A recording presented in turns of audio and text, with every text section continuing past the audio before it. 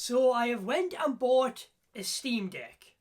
Well, this isn't a Steam Deck, this is a Steam Deck. And honestly, I think I have made a huge mistake buying this thing because I should have done it sooner, because I have felt absolutely in love with the Steam Deck and everything that it has to offer. It is an absolute beast of a console. Oh, this thing. Full disclaimer here, it's not really a handheld console. It's a gaming PC, technically, running on Linux and a Steam OS with its gaming mode. And the Steam OS interface, I think, is incredible, with verified ticks on titles to know that those games run great on deck, and Valve is updating this list pretty much every day or so, it seems, with new games added to run great on deck, be it in your library, games you already own, to games you are looking to buy from the store. That's another thing as well, this Steam store. Oh my god, the prices on the Steam store compared to the competition, compared to store marketplaces on, say, the PlayStation 5, the Series X, or even the Nintendo Switch. It's over. There's no competition. There's always a sale. There's always discounts, and you will find yourself with a ton of games in no time. Just browsing the Steam store on a weekly basis, there is always huge discounts. There is always a sale, and there will always be something to find, no matter the type of game that you are into.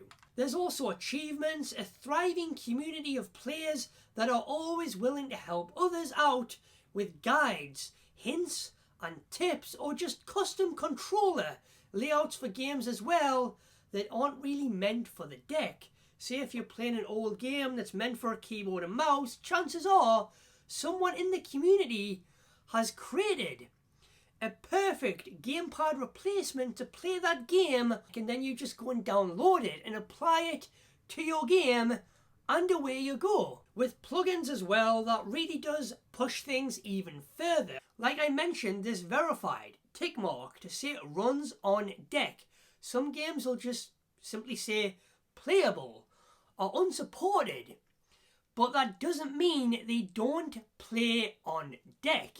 It just means that maybe there's a launcher issue, or maybe there's issues with the controller layout, and if it says unsupported for a game, it doesn't mean it isn't playable. It just means that Valve hasn't tested this game yet, but chances are a few days later you may find that that game is now supported. It's now verified. You can go into desktop mode and download stuff, so load up whatever internet browser that you have installed on desktop mode, be it Chrome, Firefox, or something else, and download Decky Loader, which is the ultimate companion for Steam Deck that will give you so much more tweaking for your deck. Change the vibrancy of the Steam Deck to make it seem more similar to an OLED screen on a Switch, to make the colours pop that little bit more, to make it look more brighter and vibrant, to add a Bluetooth toggle icon there so you can access your Bluetooth accessories so much better, and controller tools. You can add music to your library on the game's pages as well, similar to what you would hear on a PlayStation 5. You can also change the game art for all of your games, the logos, the wide banners, and everything. The power and how all the power is consumed, from how much power the deck is consuming, how much battery the deck is consuming with AAA games, adjusting the frame rate, adjusting the refresh rate. You can add another 2 hours to your game. But if you just want to play the game how it's meant to be played without tweaking stuff, you'll only get about 2 hours max out of that game, because it will completely demolish the battery life playing some big AAA games. Then you will need a battery pack, especially if you are on the go, to keep you going, to keep you juiced up, to keep you playing your games. Tweak it to the heart's content, do emulation, everything. You can do that freely without the need to jailbreak it, because again, this is a gaming PC at heart, and you can do whatever you want with this device right out of the box. And Valve doesn't condone that. Valve wants you to do that. They are locking you out of anything. Now, at first, I really wasn't interested in buying a Steam Deck at all because I felt like if I did that, I would be betraying my Nintendo Switch because I love this thing so much, and everything that the Switch can do just blows me away, even today. But the more and more I seen of Steam Deck, the more and more I seen of these AAA games running on a handheld console on the go, just blew my mind. I had to have one, and I was worried that I would love it so much that I would never go back to the Nintendo Switch. I've seen the appeal of this. I have seen the power of this system and what it can do. Playing Spider-Man Remastered or God of War, just chilling on a night in bed instead of glued to my TV with a controller in hand, just blows my mind, the fact that I am playing these games on the go on a handheld gaming system. But man, I guess Valve does what Nintendo don't. No, no matter how much I am loving the Steam Deck, this isn't going to take away from my Nintendo Switch, and in no way is the Steam Deck a replacement for my Nintendo Switch or a Nintendo Switch killer. But saying that, the form factor of this compared to the Nintendo Switch, just holding this device, the pure size of this device, it is huge, and it still remains to be quite light. The triggers are really good. The buttons is the Xbox buttons as well. I've never been a big fan of the button layout on Nintendo systems, although you can change it to the Switch buttons if you wanted to. Valve actually has an option there in settings called Nintendo Controller Layout. It's so comfortable to hold, even for long periods of time. I didn't get hand strain or hand cramp, and also when you wrap your hands around these controllers, it feels like you're wrapping your hand around an actual controller.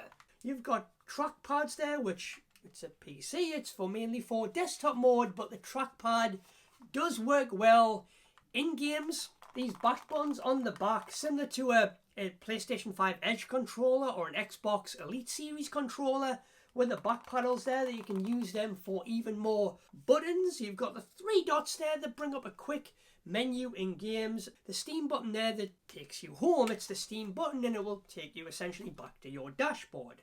It also has gyro support, haptic feedback and rumble functionality. The 7-inch display on the Steam Deck is also a touch screen, and it has a built-in microphone as well. And unlike Nintendo, you can actually chat to your friends on the Steam OS. You can do party chats with your friend in voice chat with them. It is an understatement to say that I have been completely blown away by this device. But of course it does have its issues.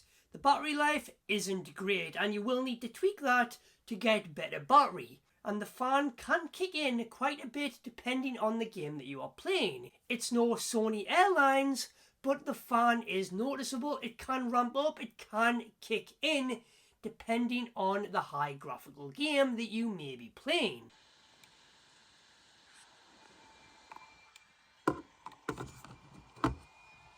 On desktop mode, the virtual keyboard, you would hold the Steam button, then press the X button to bring up a virtual keyboard. That can be a hit and a miss. It isn't great. And of course, the big one, it would be better if it was running on Windows and not Linux. But I'm okay with that. If it was running on Windows, there would be a lot more games that we could play on Steam. And while there is a lot of games on Steam to dive into, and not all games can simply just be playable, using Proton to make that game compatible. It may require some file alterations to be able to play that game. But apart from that though, overall I am extremely satisfied with my deck and with everything that I have threw at this device so far. It is went above and beyond all of my expectations. Now when I first got my deck, the first game I actually installed and completed was, for some reason, Teenage Mutant Ninja Turtles Out of the Shadows. I was playing it for hours and hours on end, and just having an amazing time playing Spider-Man Remastered that just looks and plays incredible on this thing. And it runs so well. From Vampire Survivors, God of War, Star Wars, Fallen Order, and the god of all things Valve and Steam, Half-Life 2. And honestly, this has been taking me back to the Nintendo Switch. The first time I played Doom on the Switch. The first time I played Breath of the Wild on the Switch, handheld, not tied to a TV. And that is where we get into the dock. Yes, the Steam Deck has a dock, just like the Switch, but it's not as seamless as the Switch. With the Switch, you can simply just drop it in the dock, and then it's on your screen and you continue playing your games. You want to play it on the go again? Take the Nintendo Switch out of your dock and boom, there you go. It's just, it works. It's so seamless. But with the Steam Deck, you just drop it on the dock and you need to plug it in via a cable. But for the most part, if you're going to play these games, I would highly recommend just playing on the Steam Deck itself instead of with a dock. But if you do decide to get a dock, you don't need to buy a Steam Deck dock itself from the Valve website. Yes, that's an official dock, but third-party docks work just as well, just as great, and they are a lot cheaper.